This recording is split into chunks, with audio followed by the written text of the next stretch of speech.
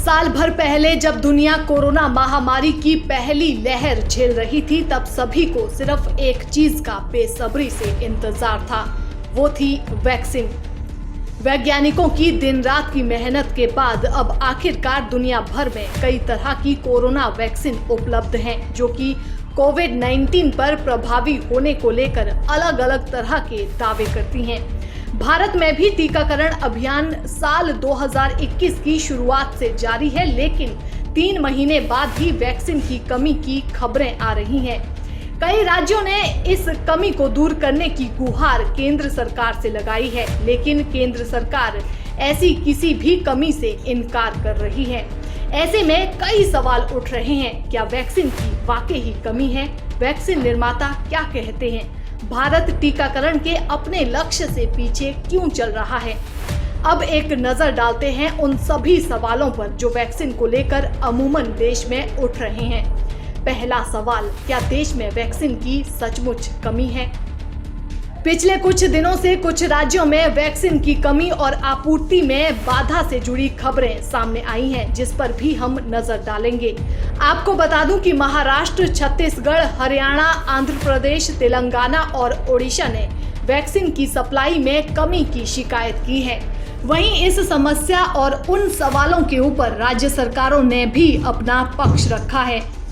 आपको बता दूं, ओडिशा के मुख्यमंत्री नवीन पटनायक ने बुधवार को केंद्रीय स्वास्थ्य मंत्री डॉक्टर हर्षवर्धन को लिखे पत्र में कहा कि राज्य में बस 2 दिन की वैक्सीन डोज बची है और वैक्सीन की कमी के कारण उन्हें 700 टीकाकरण केंद्र बंद करने पड़े हैं। ओडिशा सरकार के लिए लिखे उस पत्र को भी हम आपके समक्ष पेश करेंगे, जिस पर प्रतिक्रिया देते हुए नवीन पटनायक ने अपनी चिट्ठी में लिखा है कि ओडिशा में रोजाना तकरीबन 2.5 लाख लोगों को टीका लगाया जा रहा है। नवीन पटनायक ने केंद्र सरकार से अगले 10 दिनों के लिए वैक्सीन की कम से कम 25 लाख खुराकें भिजवाने की अपील की है। वहीं अगर हम बात करें महाराष्ट्र सरकार की, तो महाराष्ट्र के स्वास्थ्य मंत्री राजेश टोपे ने गुरुवार की सुबह कहा कि राज्य में बस 3 दिनों की वैक्सीन की डोज बची है, इसीलिए केंद्र को जल्द से जल्द वैक्सीन सप्लाई का इंतजाम करना चाहिए। राजेश टोपे ने कहा कि वैक्सीन की कमी के कारण मुंबई जैसे शहरों में टीकाकरण केंद्र बंद पड़ रहे हैं और वैक्सीन लगवाने आए लोगों को वापस लौटना पड़ रहा है। वहीं इस पर केंद्र सरकार का पक्ष रखते हुए केंद्रीय स्वास्थ्य मंत्री डॉक्टर हर्षवर्धन ने वैक्सीन की कमी के इन दावों को पूरी तरह से नकार दिया है। उन्होंने कहा कि कुछ राज्य और नेता जन स्वास्थ्य जैसे मुद्दों पर राजनीति कर रहे हैं और वैक्सीन की कमी जैसी बातें कहकर बेवजह लोगों में घबराहट पैदा कर रहे हैं। वहीं डॉक्टर हर्षवर्धन ने छत्तीसगढ़ और महाराष्ट्र जैसे राज्यों पर वैक्सीन को लेकर मिसमैनेजमेंट और मनमानी का आरोप लगाया और वैक्सीन की कमी के दावों को नकारते हुए एक विस्तृत बयान जारी किया है। साथ ही केंद्रीय मंत्री प्रकाश जावड़ेकर ने भी कहा है कि महाराष्ट्र सरकार को वैक्सीन पर राजनीति नहीं करनी चाहिए। उन्होंने ट्वीट कर बताया कि महाराष्ट्र में अब तक वैक्सीन की कुल 1,06,19,190 खुराकें भेजी गई हैं, जिनमें से सिर्फ 90,53,523 खुराकें लोगों को दी गई हैं।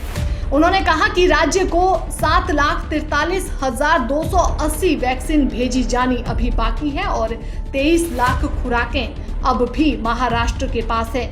हालांकि इन सारे आरोपों प्रत्यारोपों के बाद केंद्र सरकार ने महाराष्ट्र को वैक्सीन की 7,03,000 की बजाय 17 लाख खुराकें भिजवाने का निर्णय लिया है। वहीं अगर हम बात करें वैक्सीन निर्माताओं की, तो इस बीच पुणे स्थित सीरम इंस्टीट्यूट ऑफ इंडिया के सीईओ अदार पूनावाला ने कहा कि अमेरिका और यूरोप ने वैक्सीन बनाने के लिए जरूरी कच्चे माल के निर्यात पर रोक लगा दी है, इसीलिए वैक्सीन के उत्पादन पर असर पड़ा है। उन्होंने इंडिया टुडे को दिए एक इंटरव्यू में कहा कि ये एक ऐसी समस्या है जिससे हम पिछले कुछ समय से जूझ रहे हैं। वहीं एस्ट्राजेनेका ने वैक्सीन सप्लाई में हो रही देरी को लेकर अपनी भारतीय सहयोगी company serum institute of India को लीगल नोटिस भी भेज दिया है। सीरम इंस्टीट्यूट का कहना है कि भारत सरकार के वैक्सीन के निर्यात पर रोक लगाए जाने के कारण उसे वैक्सीन ब्रिटेन भेजने में देरी हो रही है और फिलहाल वो घरेलू जरूरतों पर अपना ध्यान केंद्रित करना चाहता है। हालांकि इन्हीं ट्वीट्स के जवाब में लोग कह रहे हैं कि हर राज्य में आबादी और स्वास्थ्य कर्मियों की संख्या अलग अलग है, इसीलिए उनके टीकाकरण प्रतिशत की तुलना दूसरे राज्यों के टीकाकरण प्रतिशत से करना सही नहीं होगा। कोरोना संक्रमण के बढ़ते मामलों को देखते हुए भारत सरकार ने पिछले महीने वैक्सीन के निर्यात पर अस्थायी रूप से रोक लगा दी थी, लेकिन इसके बावजूद देश के भीतर वैक्सीन की कमी से जुड़ी शिकायतें लगातार सामने आ रही हैं। ऐसे में ये भी सवाल उठ रहे हैं कि क्या भारत की वैक्सीन डिप्लोमेसी से इनकी घरेलू जरूरतों को नुकसान पहुंचा है। विदेश मंत्रालय के हालिया आंकड़ों के अनुसार भारत ने वैक्सीन मैत्री पहल के अंतर्गत अब तक 6 करोड़ 45 लाख डोज का निर्यात किया है। इनमें से 1 करोड़ 4 लाख खुराकें अनुदान के तौर पर, 3 करोड़ 57 लाख खुराकें व्यापारिक तौर पर और 1 करोड़ 82 लाख खुराकें संयुक्त राष्ट्र की कोवैक्स पहल के अंतर्गत निर्यात की गई हैं। संक्रमण में लगातार आती तेजी के मद्देनजर कुछ विपक्षी पार्टियों ने मांग की है कि जब तक भारत की पूरी आबादी का टीकाकरण नहीं हो जाता, वैक्सीन के निर्यात पर रोक लागू रहनी चाहिए। कोरोना वैक्सीन के निर्यात पर रोक कब तक लगी रहेगी, इस बारे में भारत सरकार ने फिलहाल स्पष्ट रूप से कुछ नहीं कहा है, लेकिन केंद्रीय स्वास्थ्य मंत्री डॉक्टर हर्षवर्धन ने पिछले महीने संसद में एक बयान में कहा था कि कोरोना वैक्सीन का निर्यात भारतीयों की कीमत पर नहीं किया जाएगा।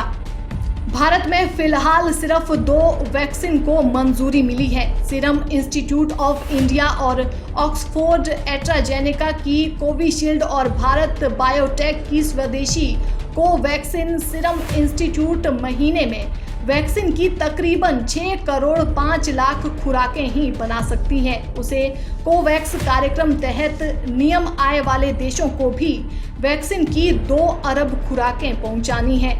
वहीं कोवैक्स भारत में मौजूद वैक्सीन का महज 10% है। उसमें भी भारत सरकार ने मार्च महीने में कोवैक्सीन की सिर्फ 2 करोड़ खुराकों का ऑर्डर दिया था।